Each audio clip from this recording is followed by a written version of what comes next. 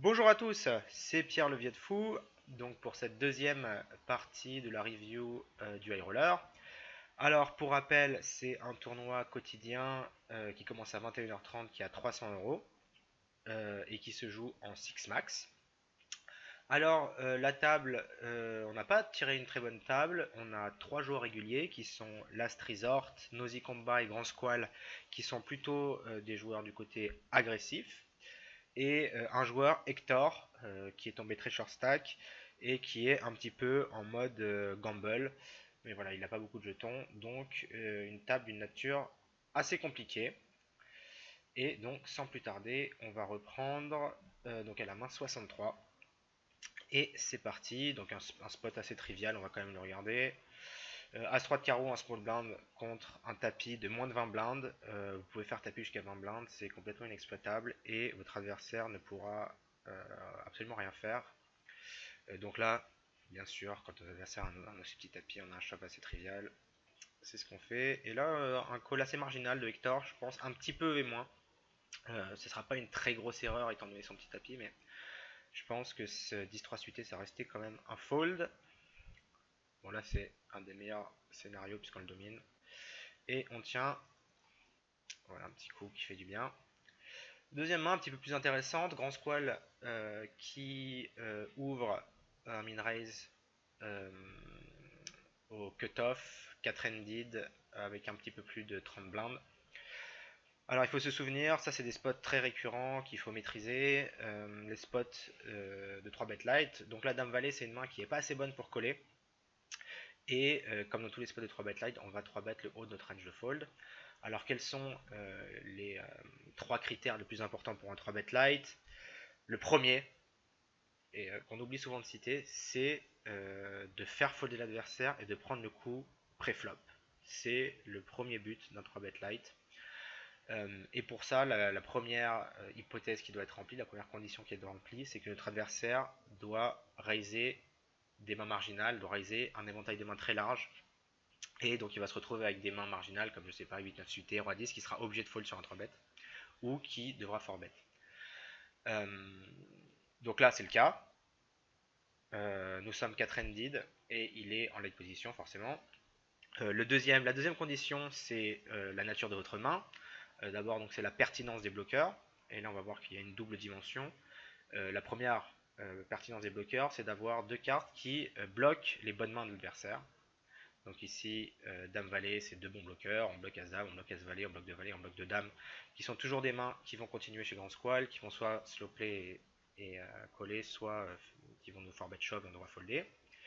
Et le deuxième avantage de Dame Valet, c'est que si on 3-bet et qu'on est call, on a quand même une main qui peut flopper décemment. C'est-à-dire qu'on n'a pas une merguez totale et qu'on pourra quand même faire des top pairs, qu'on pourra quand même faire des draws décents, avec lesquels on pourra stack off dans un pot avec un SPR aussi bas. Voilà, et le troisième critère, c'est le levier. Ici, c'est intéressant parce qu'on est à peine plus de 30 blindes deep, et donc notre adversaire ne pourra pas nous 4-bet light sans se committer. Donc s'il veut 4-bet light, il faudra qu'il prenne un risque énorme en vous 4-bettant un tapis. Et généralement, les adversaires, donc dans le doute, vont préférer passer leur main plutôt que prendre un gros risque. Pour ce qui est du sizing, j'aime bien. On pourrait faire un tout petit peu moins cher comme on n'est pas très deep, comme les stack effectifs sont pas très deep. On pourrait faire quelque chose comme 3400. Voilà, maintenant 3 fois la grosse, 3 fois la mise, un peu plus de 3 fois la mise, ça reste très bien aussi. Et un sizing que je valide complètement. Et notre adversaire passe. Ça ne sera pas joué. Roi 10. C'est marrant, c'est un peu un spot inversé. Où là, on se fait un petit peu exploiter. Et vous voyez que dans ces situations où vous avez des adversaires qui ont 30 blindes, qui sont agressifs, Bandolero c'est un régulier agressif également, décidément la table n'est pas facile, il va falloir que vous développiez des ranges qui soient serrés pré-flop pour ne pas vous faire trop exploiter par ces 3 bêtes. Donc là, bah, on peut rien faire, malheureusement avec Roi 10 on est obligé de passer notre main. On continue, Last Resort, ouvre cutoff 2.5x. Alors on avait déjà un peu parlé pendant la première partie de la façon dont on développe des ranges de 3 bêtes depuis la grosse blinde. Alors depuis la grosse blinde, on va à 3 bêtes de manière très polarisée. Polarisée, ça veut dire qu'on va à 3 bêtes soit des mains extrêmement fortes, soit des mains très faibles. Alors, pour les mains très fortes, c'est facile à choisir, bien sûr. C'est ici, je pense, quelque chose comme paire de 9 plus, As-Valet suité, As-Dame, As-Roi, et potentiellement Roi-Dame suité, qui sont les 3 bêtes pour pure value. Et ensuite, nos bluffs.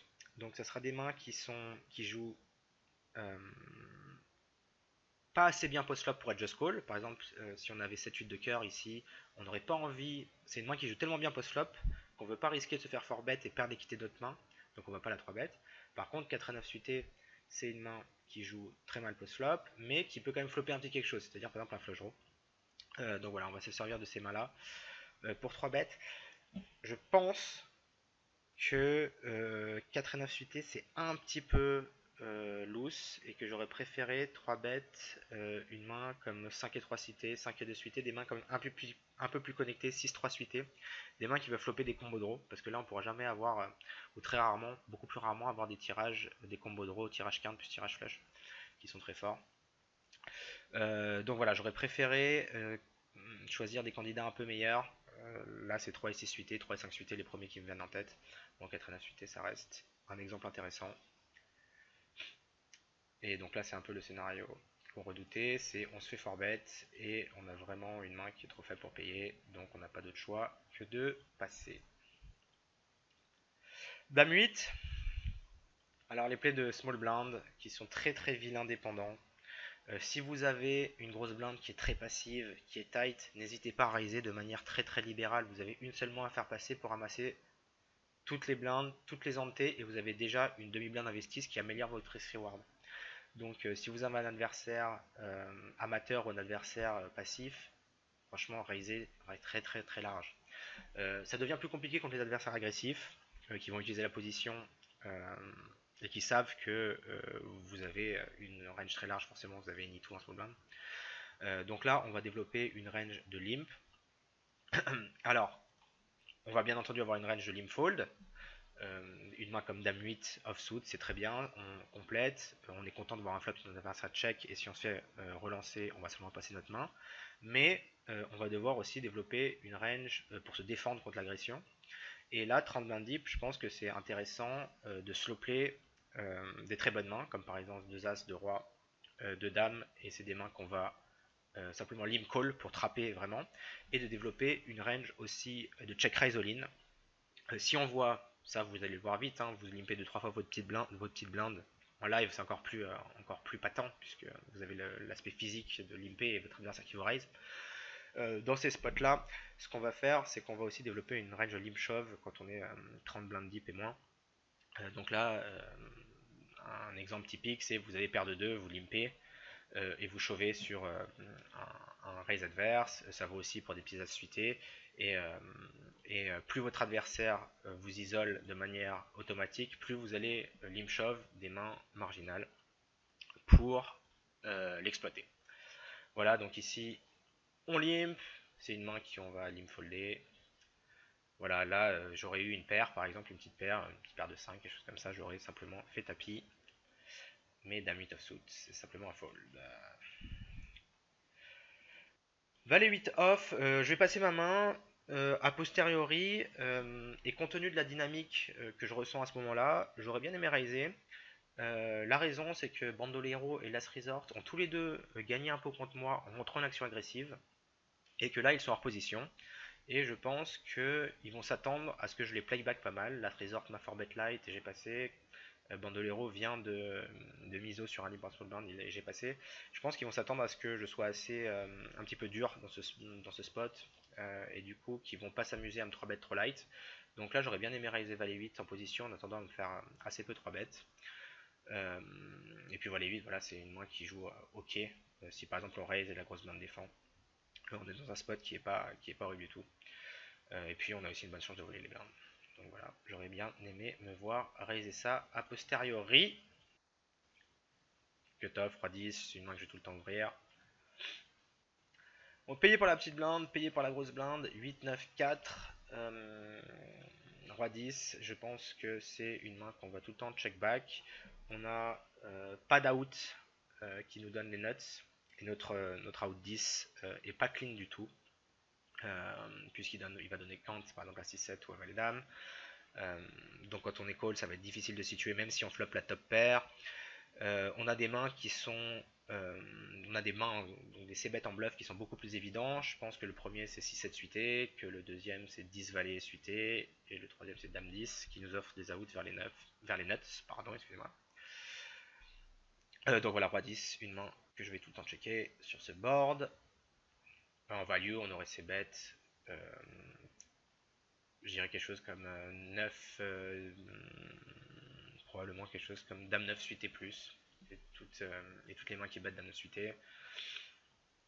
C'est checké, turn un 10, qui nous donne maintenant la top pair. La grosse blinde qui lead, notre main est trop forte pour passer tout de suite. Comme il y a une défense de small blind, les odds Nosy combat pour défendre étaient très bonnes. Ça ne m'étonnerait pas qu'ils défendent des mains comme Valet 5 suité, des mains comme pas mal de mains de tirage pique aussi qui voudraient semi-bluff. Et il peut aussi value bet des 10 moins bons. Donc toutes ces conditions-là font qu'on a un call assez facile. River en 6 qui va se jouer tout seul. Il check. Pas de value, je pense, à miser. Ça serait beaucoup trop sin. Et malheureusement, on perd contre Dame 7 suité. Assez curieux qu'il n'ait pas misé. Je pense qu'il nous aurait mis dans un spot beaucoup plus difficile s'il avait misé son 7. Là, il essaie de checker. Je ne sais pas pourquoi. Parce que virtuellement, il est tout le temps devant nous avec ce 7. Puisque nous, Valet Dame, on va le c-bet au flop. Et une main potentiellement comme Valet 7 suité aussi, je pense. Donc je pense qu'il a manqué un bon spot de value ici. Bon, tant mieux pour nous, ça prouve aussi que les règles font des erreurs et que parfois ils nous donnent la vie, ils nous rendent la vie un peu facile. 5-8 ne sera pas joué, 5 ne sera pas joué, 3-6 ne sera pas joué. Un autre spot trivial, small blind qui fait tapis, 11 blind, dame 10 c'est bien entendu un snap call. On est call 8-9. Il est drawing dead au turn, parfait. Pas grand chose à commenter. Hein. 10-6 off, pardon, excusez-moi. 10-6 off contre deux joueurs réguliers, je vais pas compléter. Bandolero qui peut faire tapis assez souvent. Nosy Combat qui va quand même pas limp une range dégueulasse ici, il va pas limp des mains très très faibles. Donc je pense que on a pas mal en plus d'implicite inversé, on va jouer en position contre de bons joueurs. J'aurais complété seulement si c'était un joueur récréatif qui avait limpé son bouton. 8 dissout, toujours en open au bouton. Et on va folder sur le tapis de Bandolero. Pas de problème avec ça. Valet 8 contre un min-raise. On peut défendre. Il y a des joueurs qui vont tout le temps défendre ici. Si vous êtes un joueur amateur qui joue contre un joueur professionnel qui vous donne du filler tordre comme Bandolero qui est hyper agressif, qui empêche de beaucoup réaliser son équité, qui vous met dans des spots difficiles parce qu'il mise très cher et très souvent, vous pouvez vous permettre de jouer très tight de la grosse blinde. C'est pas un problème, même si vous abandonnez un tout petit peu de V, ce sera très difficile à jouer post-flop. Donc si vraiment vous n'avez pas confiance dans le fait de jouer en position, il n'y a pas de problème, vous folder cette main. Bon là j'ai décidé de payer. Et je vais simplement check folder. Revalet off, on pourrait 3 bêtes. Le problème c'est que là j'avais déjà 3 bêtes light avant, il m'avait 4 bet, j'avais passé. Donc je pense que j'avais pas beaucoup de crédit. Et dans des situations comme ça où je pense pas avoir de crédit, je préfère vraiment avoir des ranges de 3 bêtes très tight, hors de position. Quelques bluffs bien entendu, mais être souvent en value quand même. Donc j'ai simplement passé. Roi dame. Ici il faut avoir une stratégie mixée, une très bonne main à 3 bêtes. Le problème c'est que quand on est fort bête on va devoir passer notre main, ce qui est quand même très embêtant. On peut flat aussi et jouer post-flop, jouer en position. On est 5-handed, Roi Dame c'est une main très forte, surtout au bouton. Et avec la position, ça va être un spot EV+, je pense, pour Just Call. As 8-6, on n'a même pas le Roi de carreau. Si on avait le Roi de carreau, la Dame de carreau, on aurait pu envisager de raiser en bluff ou de flotter le flop. Bon là on n'a vraiment rien touché, c'est une main qu'on va simplement folder.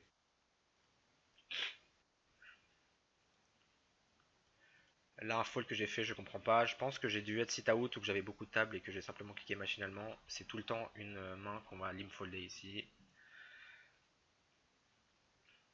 Ne vous inquiétez pas si vous traversez Avrolors tout le temps, vous allez simplement folder vraiment les mains qui sont très très marginales et vous défendre en limp chauvant et en limp collant vos trappes comme je disais tout à l'heure. Donc on n'a pas de souci, on va pas se faire exploiter en limp foldant roi 8. 10 valet c'est un fold. As 9. Richthofen qui vient d'arriver, un reg étranger je pense. Plutôt compétent, assez loose au bouton. J'ai un candidat correct pour 3 bêtes. Et il paye Dame 6-7. Je pense que je vais c-bet tout mon range, un tiers du pot, et que je vais simplement continuer sur un 8 et un As en faisant tapis au turn. Je pense avoir assez de fold equity direct pour simplement c-bet. Ouais, j'ai bien mon sizing, c'est parfait. En plus, ça offre, ça nous laisse le pot turn si jamais on touche un 8 ou un As pour faire tapis. Là, un 8, on met le plan en exécution et on fait tapis. Oula, par contre, moins que le pot, excusez-moi, j'avais pas vu le stack effectif. Et on fait tapis et ça passe. Ça fait toujours plaisir.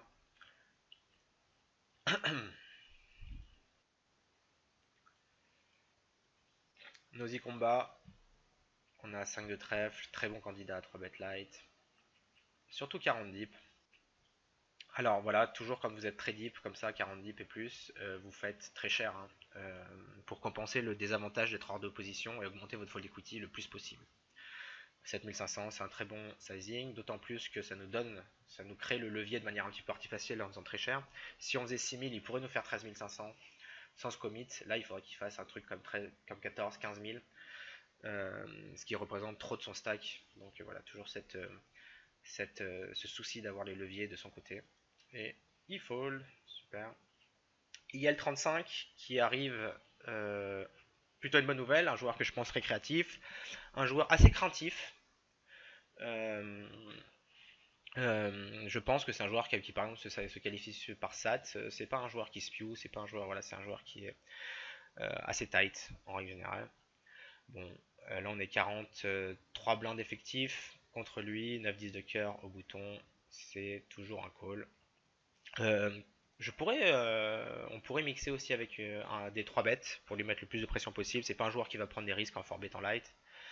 Maintenant, je pense que j'ai assez d'avantages sur lui post-flop en termes de skill pour simplement flat et, euh, et jouer post-flop comme ça. Et c'est bête petit, deux stratégies aussi. On pourrait raiser. Et j'aimerais bien se raiser si j'avais par exemple un cœur au board. Simplement parce que je pourrais faire tapis en légère overbet au turn.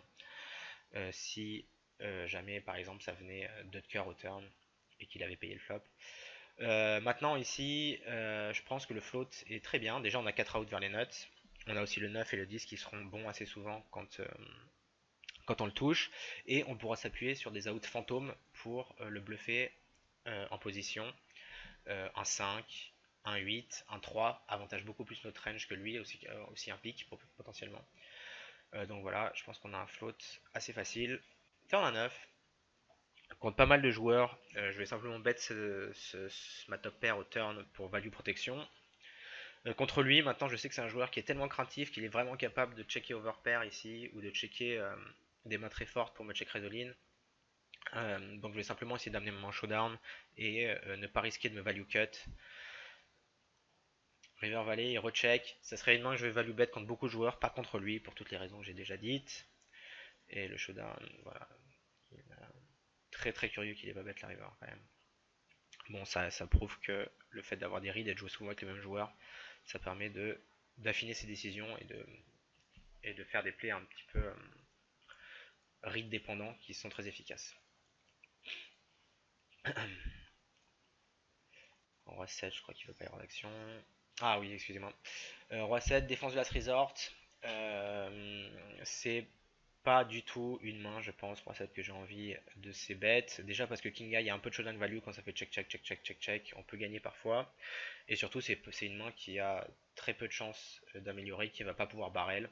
Là, mes bluffs, Je pense qu'on en a des bien meilleurs. Ce sera des mains comme As-4, As-5, 5-6 et toutes les mains avec des backdoors, comme des mains comme 7-8 de carreau. Tous les tirages flush. Euh, Même des mains comme Dame 10 seraient des bien meilleurs bluffs. Dame 10, c'est beaucoup plus intéressant de ces bêtes Dame 10 de carreau par exemple, parce que vous allez faire folder des King Eye par exemple. Donc voilà, Roi 7, un check back mandatory, je pense. Turn 7, mon adversaire recheck. Ici, on a quasiment tout le temps la meilleure main. J'ai envie de protéger et je pense que j'ai envie de miser assez cher. Quand mon adversaire recheck, je vais commencer à pas mal bluffer. Et toujours, n'oubliez pas que quand vous voulez bluffer beaucoup, il faut miser assez cher pour couper les cotes à votre adversaire. Donc ici, j'aimerais bien faire quelque chose comme peut-être 2 tiers du pot. Donc voilà, un bet pour pure value protection.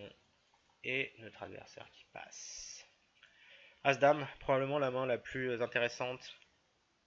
Euh, une des plus intéressantes de ce tournoi, je pense. Donc 2000, ça n'a pas de problème, c'est mon sizing standard. On pourrait, ici, maintenant que tous les adversaires sont 35 dips et plus, faire 2,5x. Je fais 2x moi pour des raisons pratiques, parce que je multitape beaucoup et que ça me permet de faire un seul clic. Bon bref, je vous ai déjà expliqué ça dans la partie 1. Dame Dame 6, bien sûr, un board hyper favorable. J'ai envie de bet un tiers avec un panel de mains assez large. Des mains par exemple comme tous mes tirages flush, toutes mes paires entre la dame et le 6 simplement pour protection. Et des bluffs comme des mains, je sais pas, une main comme roi valet avec le roi de carreau par exemple, qui ont des doubles backdoors qui peuvent barrel sur beaucoup de turns. Donc quand vous barrelez beaucoup de bluffs, vous avez envie aussi de barrel beaucoup, enfin vous avez aussi envie de barrel, bien entendu vos mains très fortes. Ici As-Dame, c'est pas une main que je vais so-player simplement parce que j'ai la possibilité de setup et de créer un énorme pot contre Dame Valet ou Dame 10 suité ou Roi Dame. Et c'est pas une occasion que je veux perdre. J'ai aussi énormément de value, je pense, contre des paires de 7 à paires de 9 qui pourraient avoir, que Bandeloré pourrait avoir. Donc voilà, toutes ces raisons-là font que je bête. 44 de pique, une des meilleures du paquet. Pour la simple et bonne raison que ça rajoute un deuxième flush draw et que du coup ça sera très difficile pour lui de passer ses paires intermédiaires au turn si je mise, parce que j'aurai tellement de bluff encore une fois. Pour ce qui est du sizing, comme je vais beaucoup bluffer, je vais faire très très cher. J'aurais aimé faire un peu plus que 7500 ici, j'aurais bien aimé faire quasiment pot. Bon, c'est un petit peu marginal, 7500 ça reste quand même un bet d'une taille raisonnable.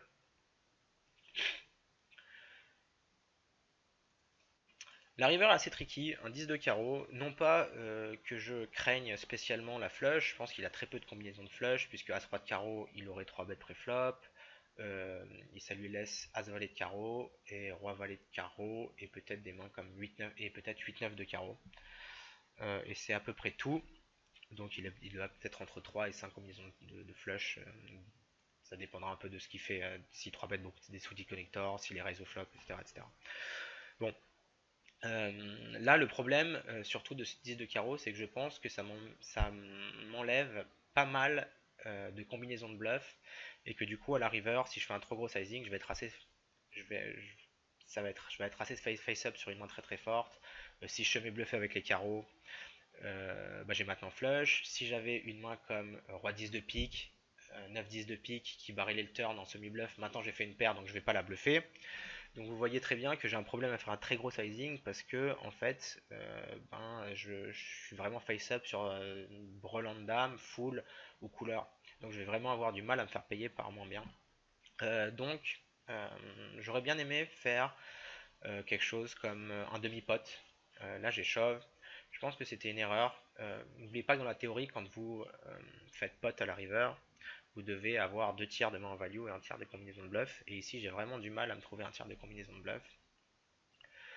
Et donc, je lui laisse un fold facile avec tous ces bluff catchers, tous ces paires de 7, paires de 8, etc. N'oubliez pas, voilà, au poker, le but c'est vraiment de faire des erreurs à votre adversaire. Et quand je pote cette river, j'ai peur de lui rendre la vie un petit peu facile. Donc, j'aurais bien aimé faire plutôt un demi-pot. Bon, là, j'ai shove. Ça, c'est une erreur que beaucoup de joueurs font. Alors quand il y a un SPR qui est de 1 à la rivière au moins, de tout le temps faire tapis. Non, il y a plusieurs sizing. Là encore, il y a des bouquins théoriques qui sont très intéressants, ceux de Jenda par exemple. Voilà, donc selon la façon dont vous construisez vos ranges, euh, voilà, bien voir avec quelle combinaison de bluff, quelle combinaison de value vous arrivez à la river et quel sizing vous devez faire en adéquation avec ça. Donc là, malheureusement, mon adversaire a passé et voilà, toujours une petite question sur ce sizing et la river que j'ai adopté. C'est marrant parce que dans ce spot, si vous prenez une toute petite différence a priori, c'est que si ça vient 10 à la turn et 4 à la river, donc simplement on inverse le turn et la river, là j'aurais fait tapis sans problème, simplement parce que j'aurais eu toutes mes combinaisons de roi-valet, toutes mes combinaisons de valet-9 suité, toutes mes combinaisons d'as-roi qui auraient forcément continué, et du coup ça me rajoutait beaucoup de combinaisons de bluff, alors que là avec ce 4, bah, roi-valet, je vais pas le bluffer, valet-9, je vais pas le bluffer, as-roi, je vais pas forcément le bluffer non plus. Donc vous voyez que un tout petit changement dans la nature des boards et la nature des turns et des rivers va changer de manière drastique la façon dont vous allez construire vos ranges et construire et choisir vos sizing. Si ça avait été aussi ça n'avait pas été un carreau river aussi, ça aurait été intéressant de faire tapis. À 5, on va défendre. Pardon, excusez-moi. As 3 6, pas de raison de donc bêter, hein, surtout ne commencez pas à donc bet votre top pair, surtout que là on a des meilleurs as à chaque call. Pourquoi? Parce que sur un 2, un 4, un 7, on va prendre une gotcha en plus qui va nous permettre de check call le turn de manière assez facile. Donc voilà, check call, turn 1, 2. Il n'y a pas de raison de donc bet, on va toujours check caller quoi qu'il arrive, surtout que maintenant il y a 2 flush draws, donc notre adversaire peut miser avec plein de bluffs, donc bien entendu la l'as prend énormément notre top pair a énormément de valeur. C'est check check. River, une dame.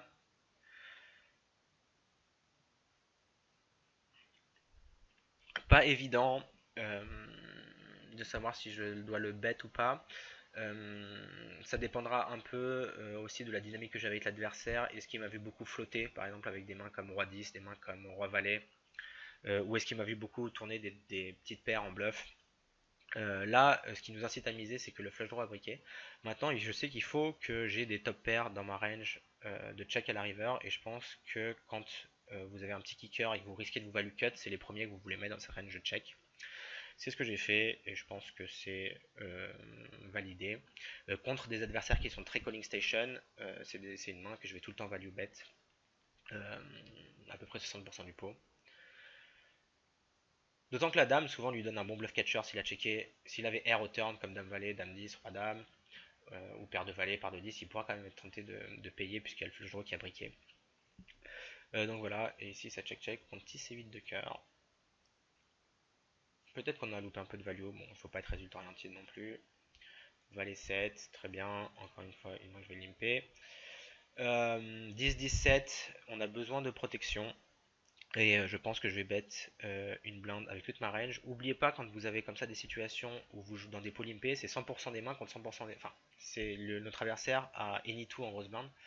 Donc je pense que quand on a deux ranges très larges qui clashent comme ça, c'est très intéressant de bet tous vos sets pour value protection ici.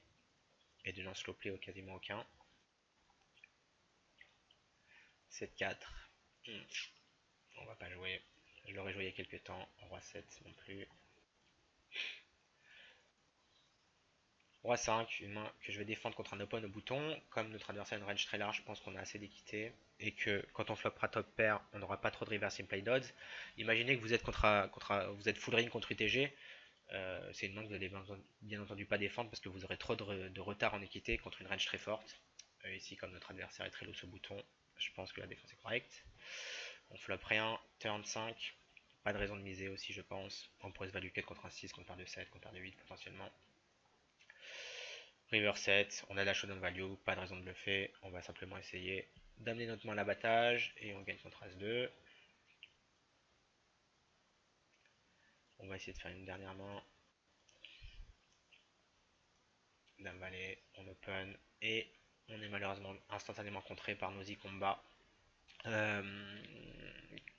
Comme là, là, je regrette un petit peu cet open, comme on a Bandolero qui est chaud, la Trésor qui peut faire tapis, Nosy Combat et 46 qui peuvent nous 3 bêtes.